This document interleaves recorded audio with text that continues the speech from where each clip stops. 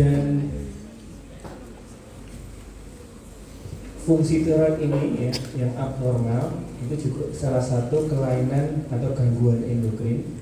Selain misalnya yang sangat populer adalah diabetes mellitus, ya, itu pankreas, hormon pankreas.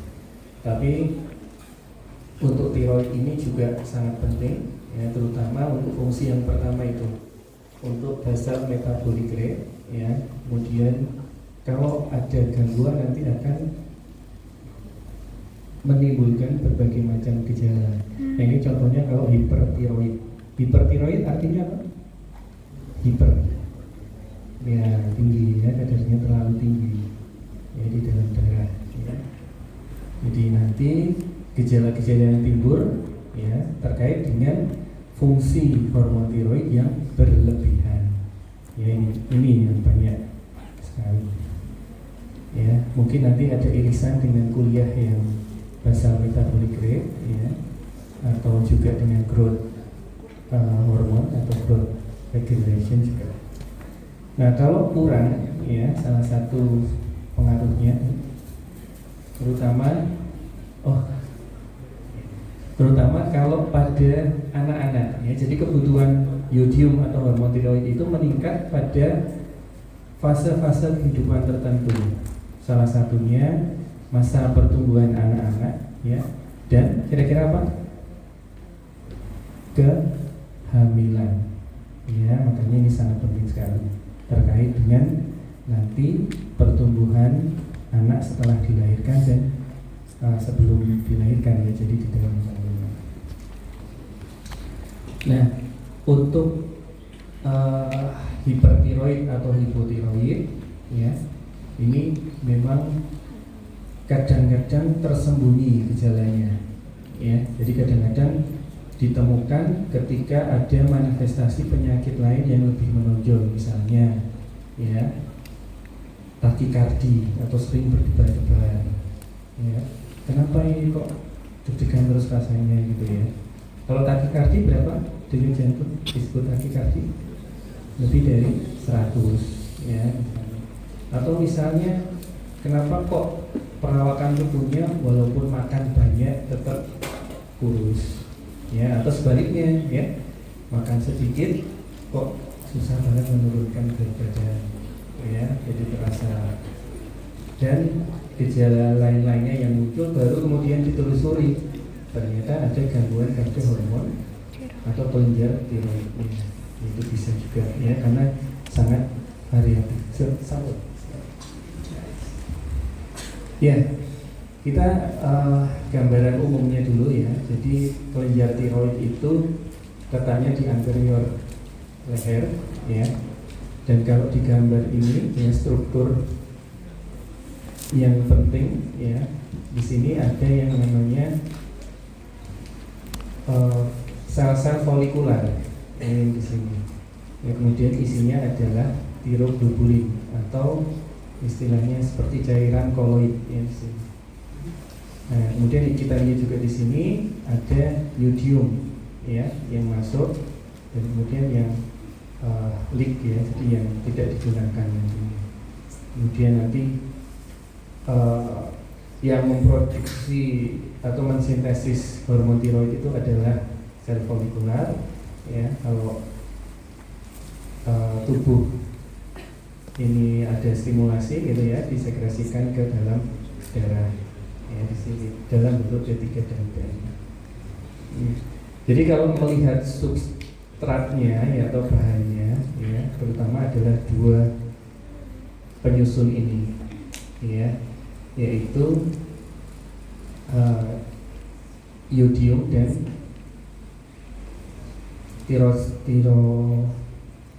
tirosin, ya, jadi tirosin. Nah, kalau yodium ini dia esensial, ya, karena tidak dapat disintesis oleh tubuh. Tapi kalau tirosin ini dia termasuk asam amino yang non esensial. Jadi harus tidak, apa ya istilahnya, tidak harus dari diet, tapi bisa dibentuk atau disintesis dari asam amino lain misalnya, ya, di sini. Nah, kemudian tadi strukturnya ya, jadi di sini di anterior, di bagian leher anterior, kemudian ada yang namanya thyroid epithelial cell ya, atau follicle, sel folikular ya. Kemudian fungsional unit ini adalah thyroid follicle. Jadi banyak follicular epithelial cell dan di dalamnya adalah cairan koloid ya, atau lumennya. Nah, ini unit fungsionalnya. Jadi kalau pada ginjal unit fungsionalnya nefron ya. Jadi ada tubulus dan glomerulus gitu ya istilahnya. Kalau ini unit fungsionalnya adalah folikular dan lumen ya. Kemudian di dalamnya ini apa? Ini adalah koloid ya, yang berisi tiroglobulin. Ya, kemudian ada parafolikular sel di sekitarnya. Ini si sel ini dia menghasilkan hormon lain yaitu kalsitonin. Pengaruhnya ke apa? Kalsitonin? Kalsium ya, nanti dengan paratiroid hormon. Oke. Ya, kalau dari strukturnya ya, yang disebut dengan hormon tiroid itu sebenarnya ada dua ya, yaitu tiroksin dan triiodothyronin atau T4 dan T3. Ini strukturnya ini dari asam amino tirosin ya, kemudian dengan penambahan 4 gugus yodium ya, ini nanti menjadi tetraiodothyronin atau disebut tiroksin T4 ya. Kalau T3 ini hanya 3 triiodothyronin. Nah, ada bentuk yang reverse ya secara struktural, ini yang T3 reverse atau inaktif ya. Nah, yang punya aktivitas biologis ini hanya T3 dan T4 ya, struktur yang ini. Dan nanti ada perbedaan kadar ataupun aktivitas di selnya ya. Ya, dari struktur ini ya, penyusunnya kita tahu adalah tyrosine dan yodium. Jadi kalau dari diet itu kurang yodium, nanti tidak akan terbentuk T4 dan T3 karena tidak ada gugus yang nanti nempel ke tyrosine. Ya, jadi ini perlu didapatkan dari makanan ya, diet. Ya. Nah, bagaimana cara menangkapnya? Ini ada yang namanya mekanisme sodium iodide symporter atau iodine trap. Ya. Nah, bagaimana thyroid epithelial cell atau follicular cell ini nangkep ya, itu nanti menjadi titik kerja dari obat-obatan hipotiroid atau hipertiroid ya. Kemudian yang kedua, tirosin ini nanti menjadi tiroglobulin ya, jadi disintesis di thyroid epithelial cell atau follicular cell ya. Nah, kemudian koloid ini adalah pool atau simpanan tiroglobulin. Oke, kita lanjut ya. Nah, untuk sintesis dari tiroglobulin atau tiroksin ya, itu berbagai buku mengilustrasikan beda-beda, tapi pada intinya seperti ini ya. Ada tahapan tiroglobulin sintesis ya, kemudian tahapan penangkapan yodium ya, di sintesis tiroglobulin ini di sel ini ya, sini tiroglobulin sintesis. Kemudian nanti iodine trapping ya, ditangkap dari darah masuk melalui symporter ya. Kemudian nanti akan masuk ke folikel atau lumen ya. Dan nanti ada proses selanjutnya. Nah, kemudian ada fase oksidasi ya, iodinasi dan coupling. Nah, ini dikatalisis oleh enzim peroksidase. Nah, ini juga menjadi titik tangkap dari obat-obatan ya.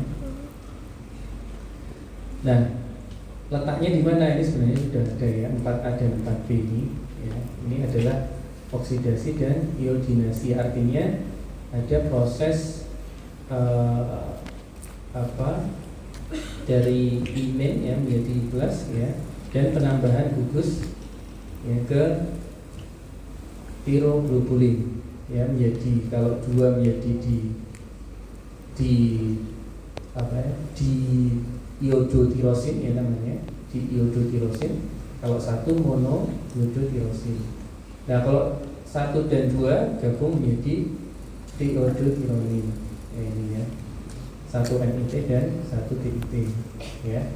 Atau kalau dua-duanya DIT menjadi tetraiodotironin ya. Jadi namanya kalau bergabung ini namanya coupling. Nah, ketiga macam step ini, oksidasi ya, kemudian utinasi dan coupling, ini memerlukan enzim peroksidase.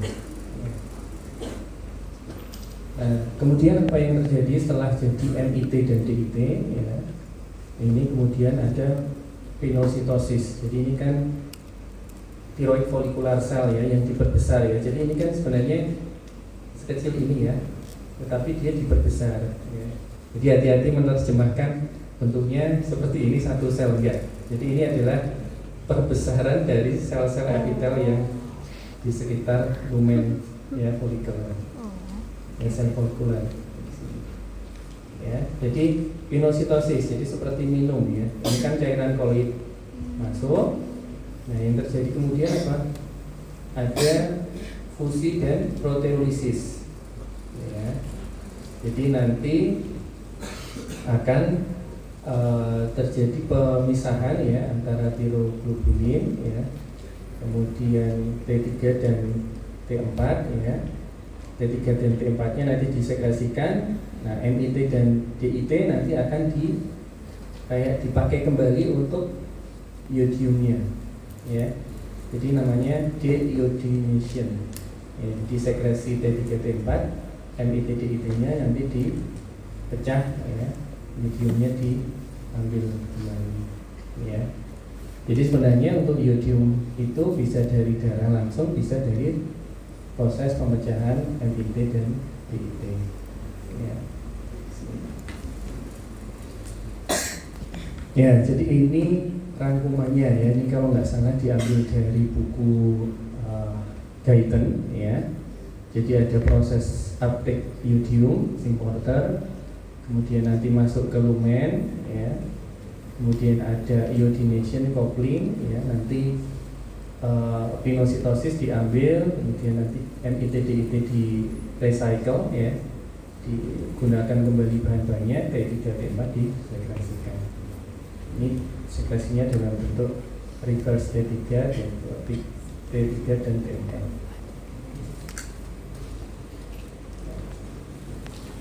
Nah, jadi proses ini mengapa penting tadi saya kembali kemukakan ya. Jadi ini merupakan titik tangkap dari obat-obatan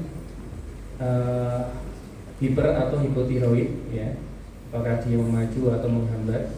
Lalu juga ada polusi lingkungan ya, polusi udara, bahan-bahan kimia yang itu nanti berpengaruh pada tahapan-tahapan ini ya.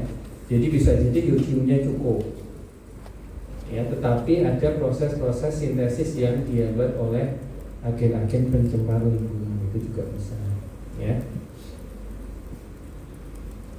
Nanti coba search yang goitrogenik misalnya ya. Nah sekarang tadi sudah ya dari sintesis ya, kemudian T3 dan T4 serta RT3 disekresikan ke darah ya, dikeluarkan ke darah. Nasibnya gimana di darah?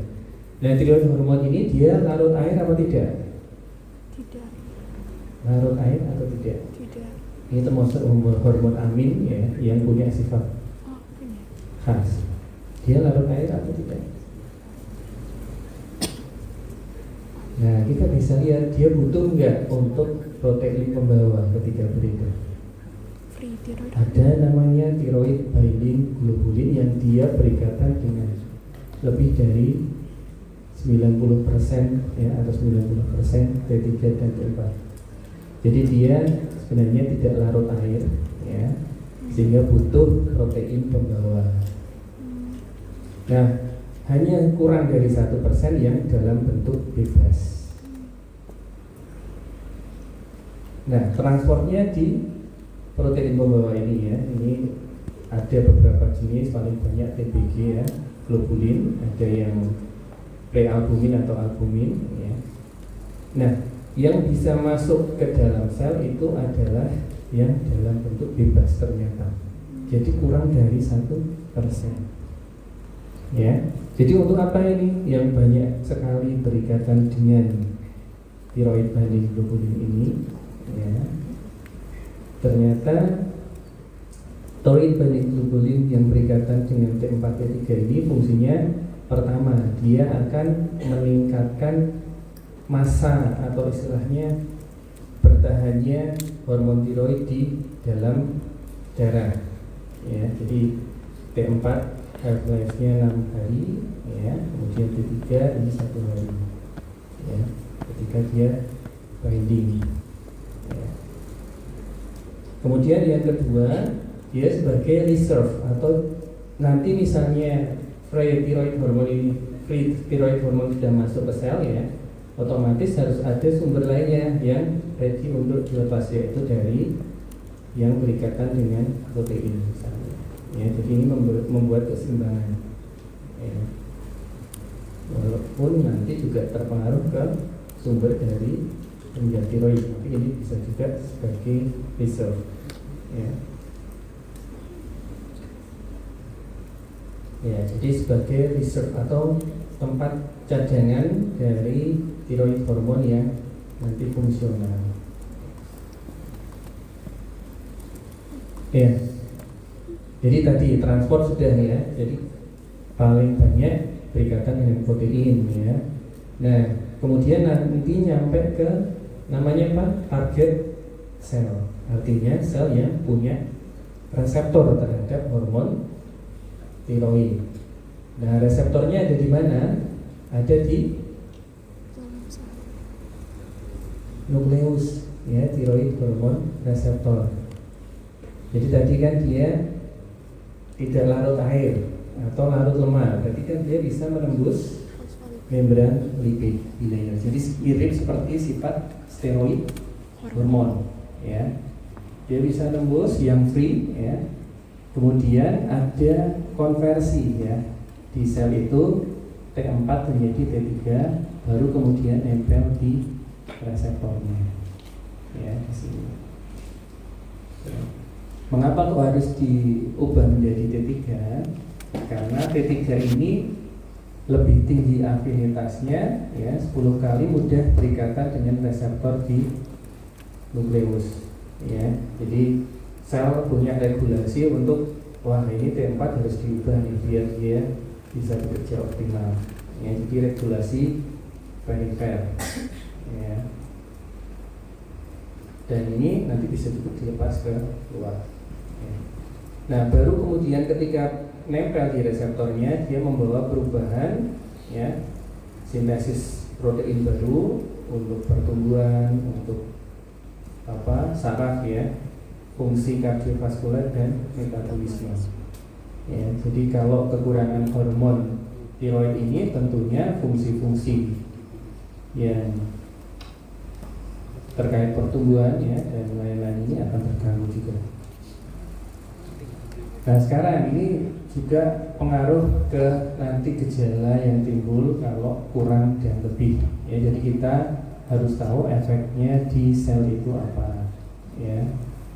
Jadi tadi nasibnya ya, setelah dia di dalam darah dibawa protein pembawa, terus ada yang dalam bentuk bebas. Yang bebas nanti sebagian akan dikonversi jadi T3 ya, kemudian nempel di reseptornya intranukleus ya, kemudian akan mempengaruhi sintesis protein ya, yang untuk pertumbuhan, untuk nah ini ya terkait dengan metabolisme ya. Jadi fungsi mitokondria, respiratory enzyme, metabolic rate ini meningkat ya, karena ada hormon tiroid. Nah, nanti ini yang kaitannya dengan gejala. Kenapa kok pada hipertiroid misalnya kelebihan hormon tiroid nanti metabolismenya naik, otomatis apa? Termogenesis naik. Nah, ini biokimia sekali ya, reaksi yang dia menghasilkan panas, ya. Nah, kalau menghasilkan panas, untuk kompensasinya berkeringat lebih mudah, ya. Selain nanti pengaruh juga ke simpatis, ya, simpatis. Kemudian nanti akan ada penurunan muscle mass, ya, massa otot dan adipositas, sehingga akan kurus kalau dia kelebihan hormon tiroid, karena cenderung digunakan untuk metabolisme dan tidak disimpan. Bahkan simpanannya nanti digunakan untuk metabolisme, gitu ya. Jadi metabolic rate ini yang nanti berpengaruh pada gejala, misalnya dia keringetan, ya, kemudian berat badannya turun atau tidak bisa meningkat, gitu. Kemudian ada fungsi-fungsi, ya, kardiak output naik, ya, atau pernapasan naik, ya. Ini terkait dengan kompensasi dari metabolisme yang naik, perlu oksigen yang banyak, perlu aliran darah yang lebih cepat, ya. Jadi nanti bisa memberi gejala misalnya berdebar-debar, walaupun ada nanti pengaruh dari simpatis, ya, nanti mungkin sekali. Ya, ini ya. Jadi nah ini gejala-gejala yang mungkin malah lebih dominan daripada hal lain, ya, yang kadang ditemukan pertama kali adalah respon simpatik yang meningkat, ya. Kalau kronotropik, inotropik pernah mempelajari blok 1, 2, ya. Kronotropik apa? Krono, frekuensi atau kekuatan? Frekuensi denyut jantung naik, ya, jadi berdegupnya lebih kencang. Kalau inotropik, kekuatan kontraksi, ya. Jadi keduanya ini naik pada hipertiroid, ya, atau fungsi dari tiroid secara normal, dia meningkatkan kronotropik dan inotropik dari jantung, ya. Nah, kemudian cara meningkatkan respon simpatiknya gimana? Jadi ini ada mekanisme yang sudah diketahui, meningkatkan jumlah dan afinitas beta adrenergic reseptor, ya. Jadi sel-selnya itu karena ada hormon tiroid, dia reseptor adrenergik atau reseptor pada saat simpatiknya naik itu lebih banyak, ya. Sehingga kalau ada kondisi-kondisi yang adrenalinnya naik, gitu ya, stres gitu, denyut jantungnya akan lebih responsif, meningkat, ya, dan jantungnya lebih kuat untuk memompa, ya. Ini juga, ya, kekuatan dari jantung ini juga dipengaruhi karena ada struktural fungsinya, ya, struktural fungsional ATP aktifnya naik, alfa myosin gennya proporsinya naik. Kemudian untuk yang lainnya ini terutama terkait peningkatan metabolisme tadi, ya. Jadi ada katabolisme, ya, katabolisme cenderung dia membongkar, ya. Jadi lipolisisnya naik, ya. Jadi cadangan lemaknya akan dipecah, proteolisis, ya, masalnya itu juga dibongkar, ya. Nah, untuk pertumbuhan ini banyak, ya, ada mungkin beberapa, ya, tidak semuanya dikemukakan di sini, ya, misalnya tulang dan saraf, ya. Jadi kalau kekurangan hormon tiroid ini nanti akan berpengaruh pada pertumbuhan tulang dan saraf, ya. Ya, nanti fungsi-fungsi lainnya juga ada. Iya, jadi tadi kembali ke metabolic rate, ya, yang paling pertama sekali meningkat, ya.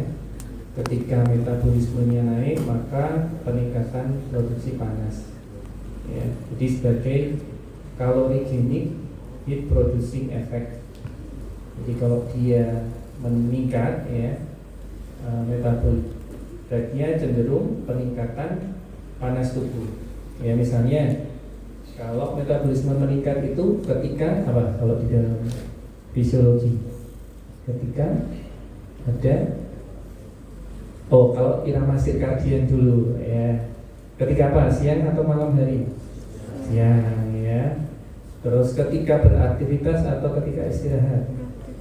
Beraktivitas. Misalnya ya otot-otot yang berkontraksi itu nanti akan meningkatkan metabolisme dan efeknya akan peningkatan produksi panas.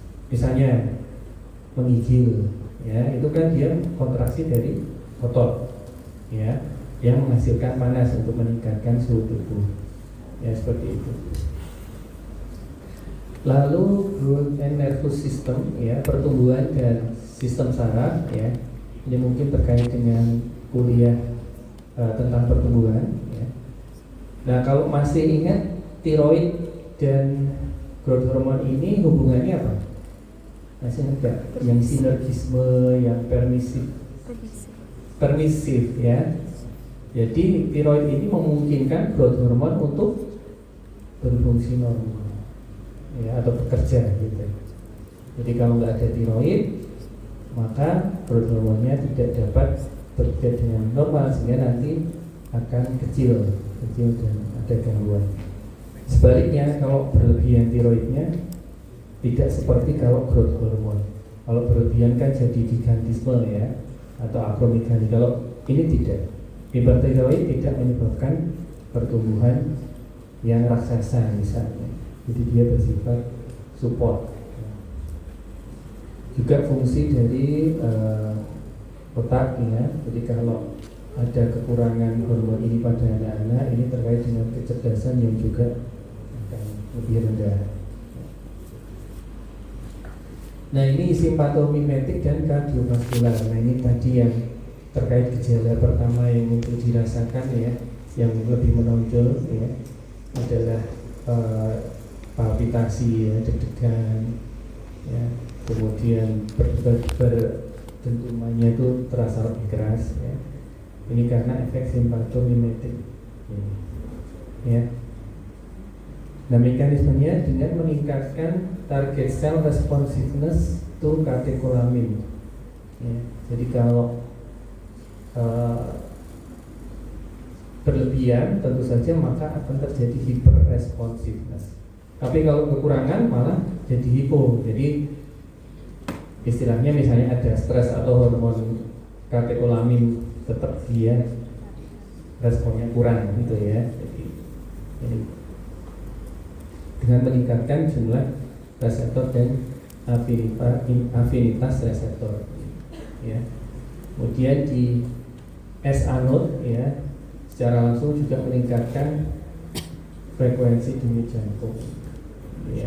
Kemudian ini mekanisme mengapa kok nanti setiap volume naik, kemudian untuk tekanan sistolik itu juga meningkat. Nah untuk fungsi lainnya ya, ini terkait dengan fungsi respon terhadap hipoksia ya, peningkatan motilitas lambung dan turnover dari tulang. Jadi ada gejala-gejala kelebihan hormon tiroid yang dia menunjukkan gejala diare ya, karena terjadi hipermotilitas dari usus ya. Kemudian ada prolaktin juga yang tidak seimbang ya. Nah mengapa kok penting tadi ya, sintesis secretion dan action itu penting? Karena ini nantinya menjadi suatu titik tangkap tadi ya, untuk polutan-polutan ya. Kemudian untuk obat-obatan tertentu dia bisa mempengaruhi kadar atau kerja dari tiroid hormon, misalnya beta blocker, kortikosteroid ya, stres ya, amiodaron ini bisa menghambat kerja dari hormon tiroid ya. Oke. Jadi sudah jelas ya tadi ya, dari sintesis, transport, kemudian mekanisme aksi, sampai kok bisa timbul gejala macam-macam kalau hipo dan hiper. Sekarang ke regulasi ya, kita masuk ke bagian regulasi. Nah regulasi ini artinya apa? Ada hal-hal yang dia menstimulasi, ya, meningkatkan sekresi atau menghambat. Nah ini penting, ya. Nah secara fisiologis yang menstimulasi adalah thyroid stimulating hormone yang dihasilkan oleh hipofisis, ya, adenohipofisis. Ya. Dia secara fisiologis menstimulasi. Ya. Nah, ini adalah mekanisme fisiologis yang nantinya biar tidak terus-terusan distimulasi, ya, thyroid glandnya. Ini kalau T4 dan T3 ini sudah dalam kadar yang cukup, ya, tentunya akan memberikan umpan balik negatif, ya. Artinya T4 T3 ini malah menghambat hipofisis dan hipotalamus agar tidak terus-terusan mensekresikan TRH dan TSH, ya. Jadi ini yang menjaga keseimbangan agar kerja dari thyroid gland tidak berlebihan, ya, stimulasi TSH itu sudah cukup, ya, dihambat, ya. Nah ini TSH fisiologis. Nah yang menstimulasi lagi ada yang namanya thyroid stimulating immunoglobulin. Nah ini sudah patologis, ya. Jadi ini skemanya, ya. Jadi suatu antibodi, ya, yang dia mirip TSH. Akibatnya apa? Thyroid gland akan distimulasi kerjanya, ya, thyroid hormone naik. Kalau dia terkait kerja TSH, ya, maka akan ada umpan balik negatif, ya. Tapi kita tahu kalau yang ini masih terus berjalan, akibatnya apa? Terjadi stimulasi yang terus-menerus yang tidak terkait dengan TSH, ya. Kemudian yang ketiga yang menstimulasi ini peningkatan thyroid binding globulin level. Nah ini ketika kehamilan ini ternyata TBG-nya naik, dan TBG yang naik ini merangsang sekresi dari thyroid, ya. Jadi untuk mekanisme yang nanti mungkin ada di slide ini atau silakan dicari, ya, mekanismenya. Lalu yang inhibitori lebih banyak ini, ya. Ya ini. Pertama tentu saja tadi substrat yang kurang, yaitu iodium defisiensi, ya. Kemudian deiodinase defisiensi. Deiodinase tadi masih ingat fungsinya di folikuler, ya, yang dia MIT DIT tadi diambil iodiumnya tadi, ya. Kalau itu kurang juga nanti terhambat. Nah, yang menarik ada yang ketiga ini.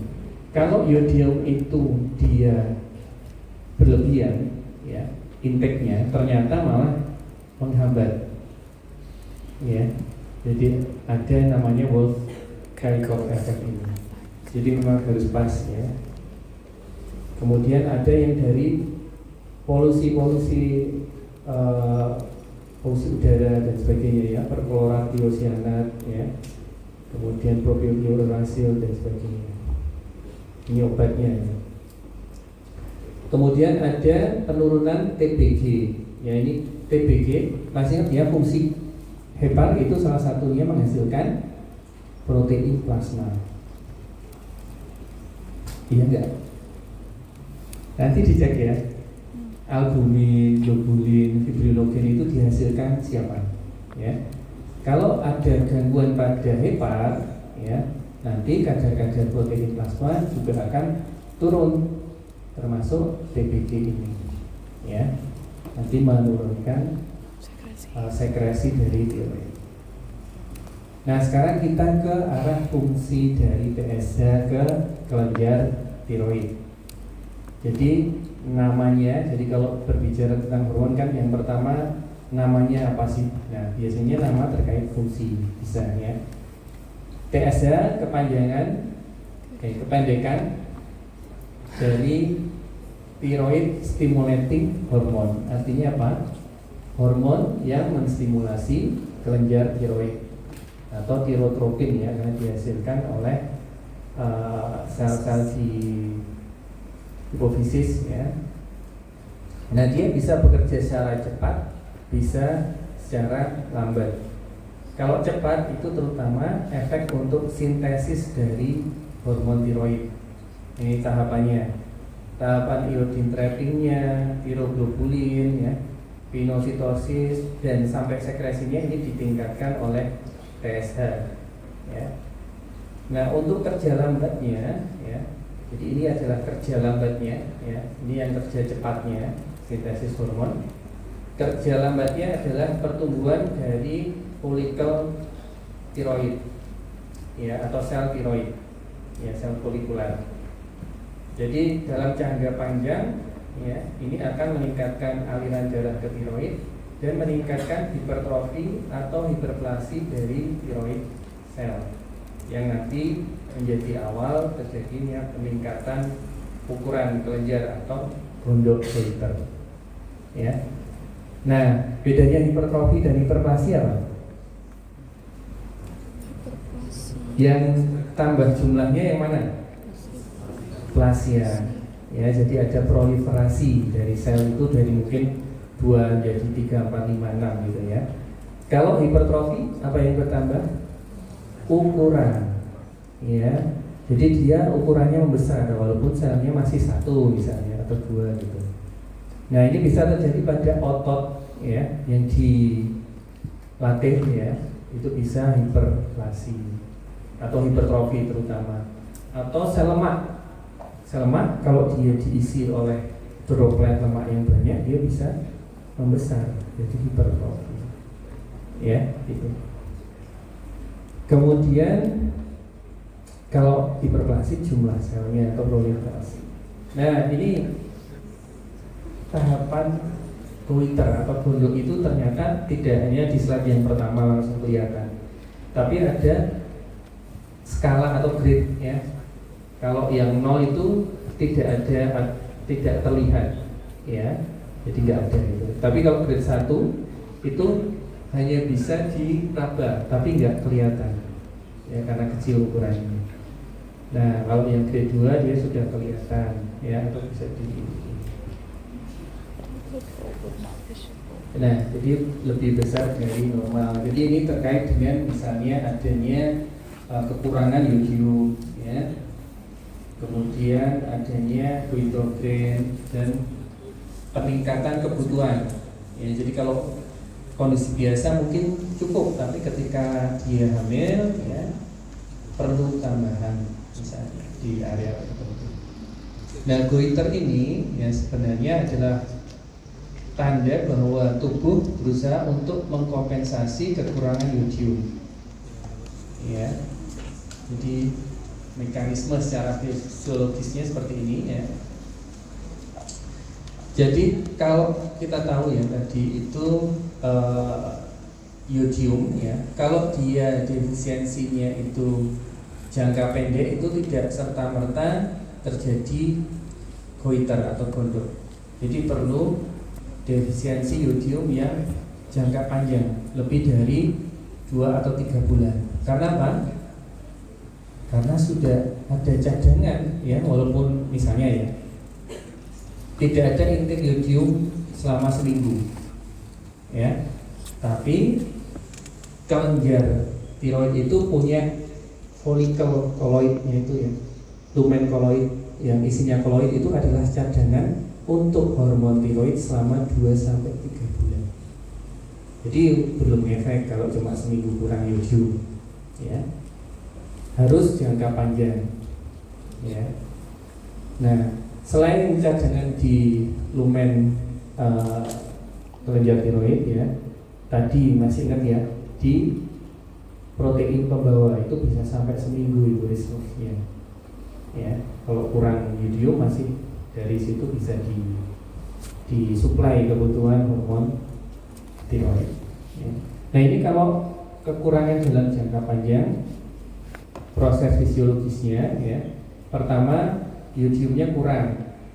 Nah, ternyata kelenjar tiroid ini dia membuat lebih banyak T3 dan T4-nya lebih rendah. Karena apa? T3-nya tadi lebih fungsional, ya. Jadi kebutuhan di perifer ini cukup.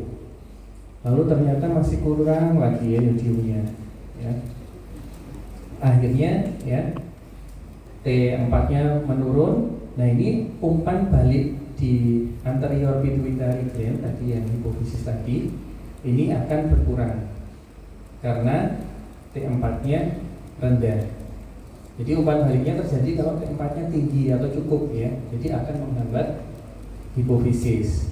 Tapi karena T4-nya kurang, karena ini tadi ya bahannya kurang, akibatnya hipofisis akan terus-terusan menghasilkan TSH. Ya logis ya, TSH diproduksi terus nih. Akibatnya efek ke thyroid gland juga berlebihan. Tadi masih ingat ya, yang efek cepat dan lambat. Yang efek lambat dia bisa ke proliferasi atau ke hipertrofi hiperplasi tadi. Akibatnya kalau udah lama ya, itu ukurannya akan membesar terjadi.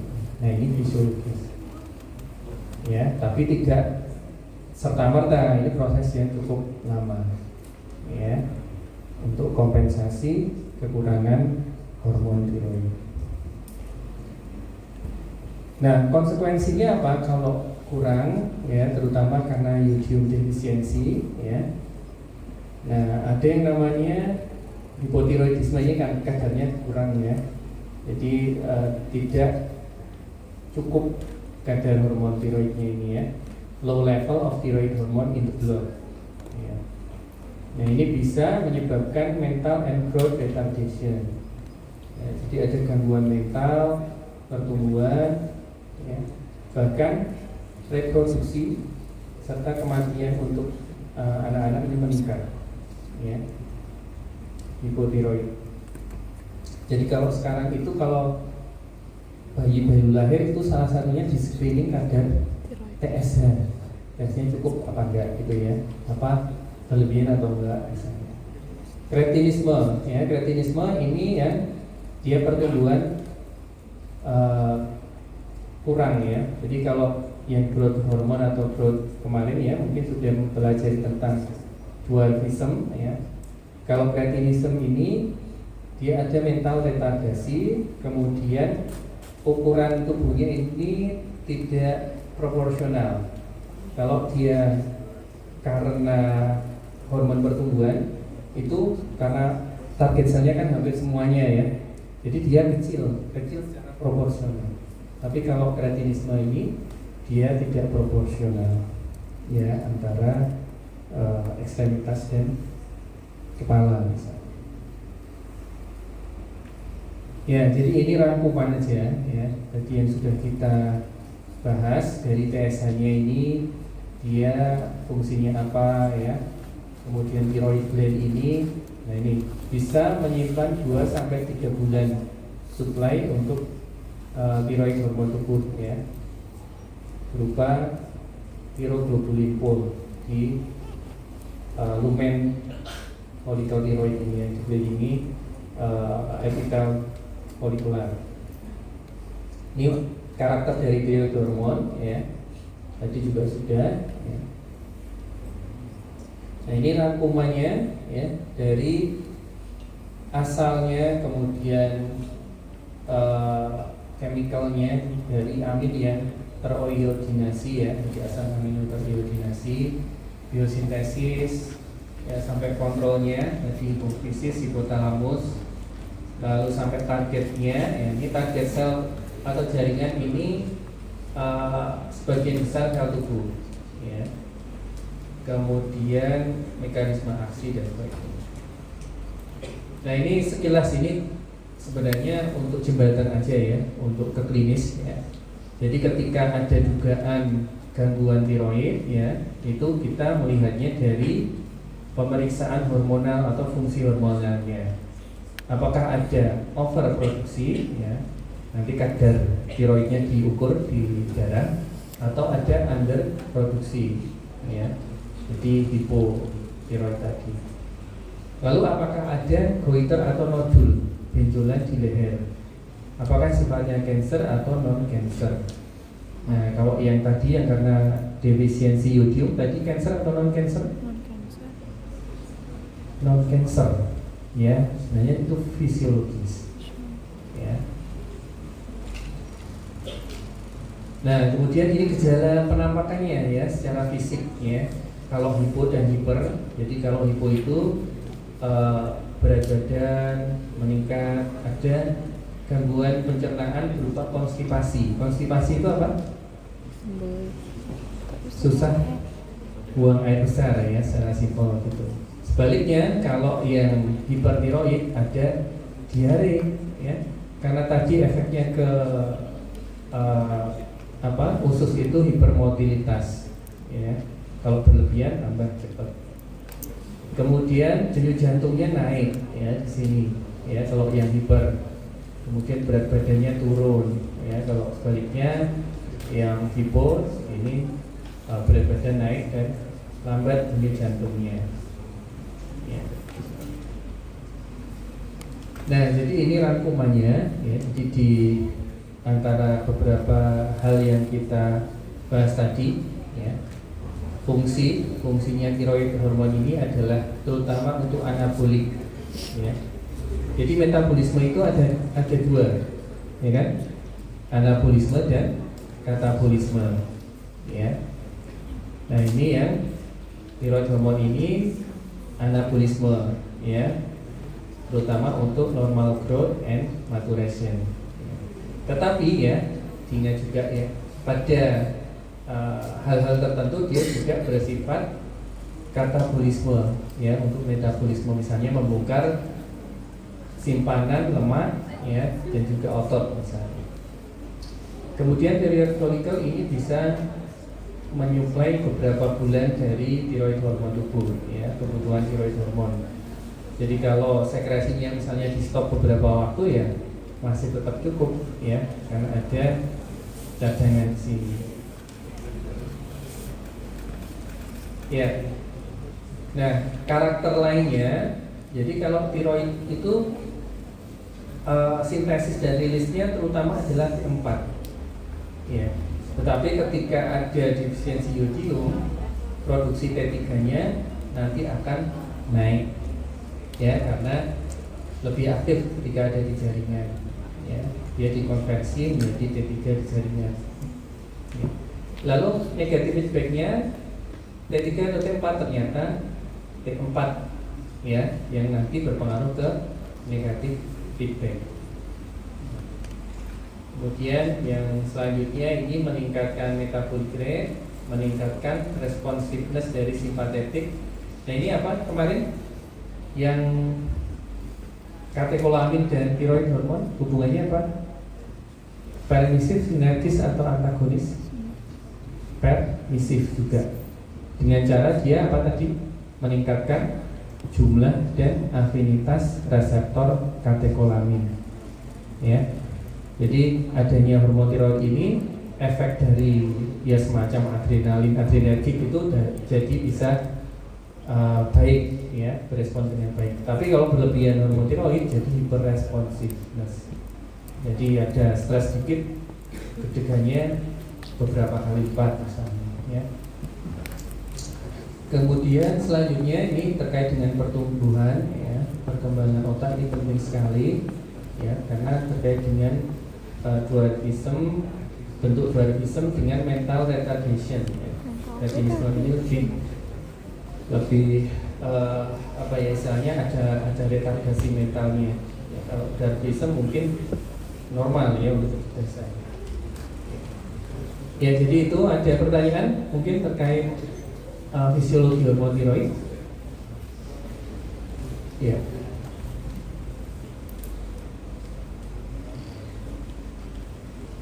Ya. Di kalau kuliah tentang ini nutrition dan basal metabolik sudah belum ya? Dari dokter Andre. Oh ada pertanyaan, ya silakan.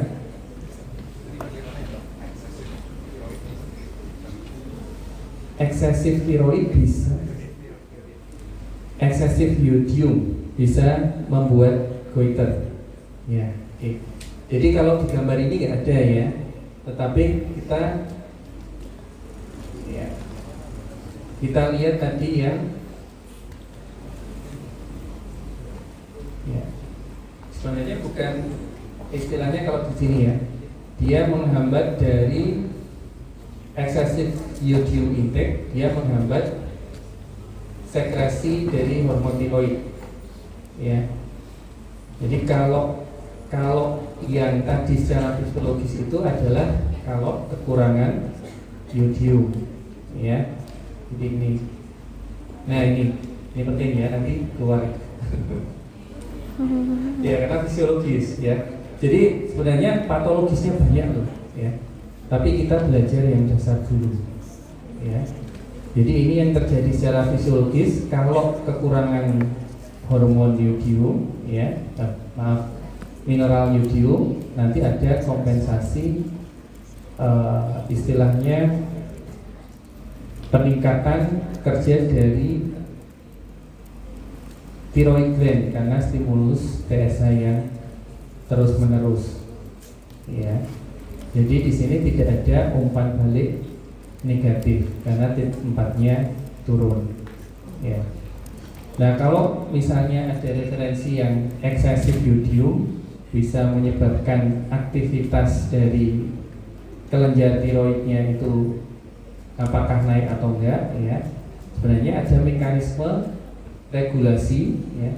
Kalau misalnya iodiumnya di diet banyak, ya, maka akan malah menghambat dari uptake-nya, ya, sekresinya malah dihambat, ya. Jadi itu.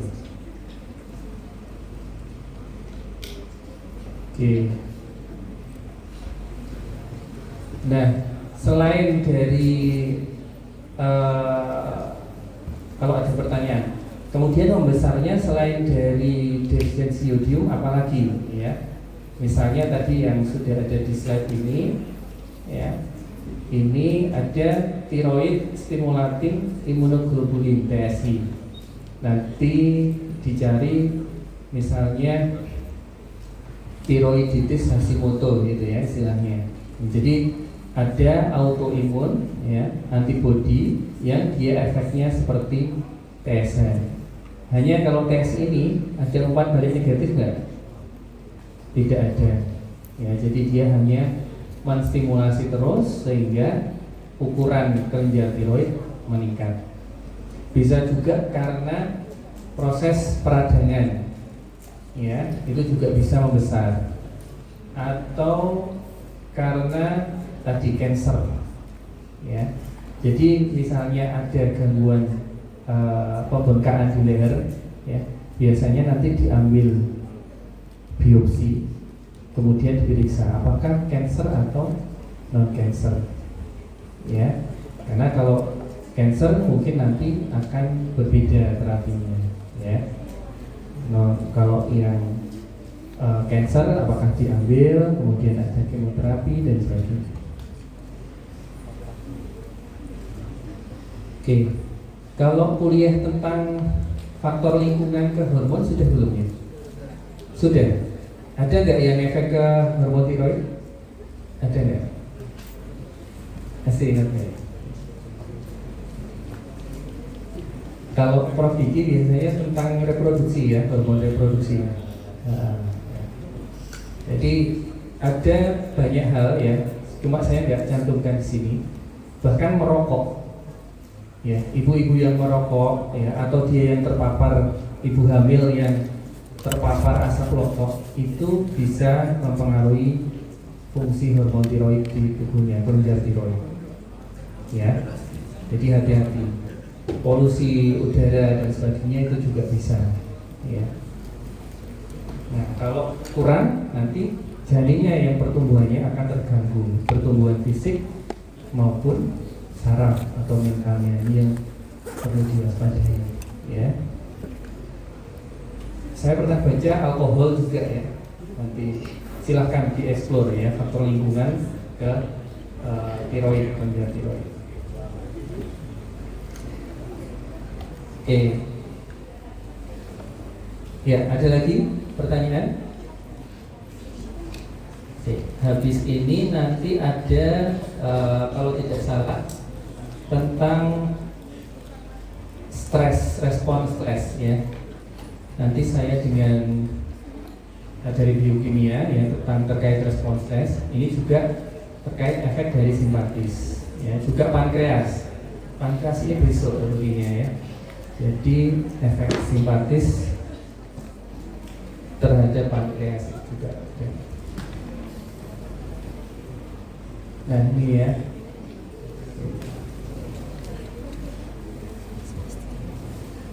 Nah jadi kalau orangnya itu dia hipertiroid, tentu saja akan lebih responsif terhadap stres ya, baik dari sekresi hormonnya ya, maupun dari efek di jaringannya ya.